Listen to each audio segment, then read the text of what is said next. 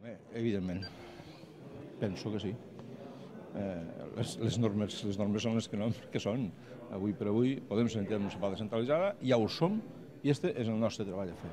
Jo penso que pensar un altre cop en aquesta etapa segregacionista és pensar molt avant en la situació actual i en els criteris que se segueixen actualment de mancomunar serveis, d'agrupar municipis, etc. Penso que assolir aquesta condició avui per avui queda tancada. En tot cas, si em permet... Això és una especificitat del país, però jo crec que tot el procés és un referent a exportar, no? Jo estic especialment contenta que la primera vegada que vingui a Campredó doncs sigui el fet, primer, d'haver fet efectiva una promesa i, per tant, el compliment d'aquesta.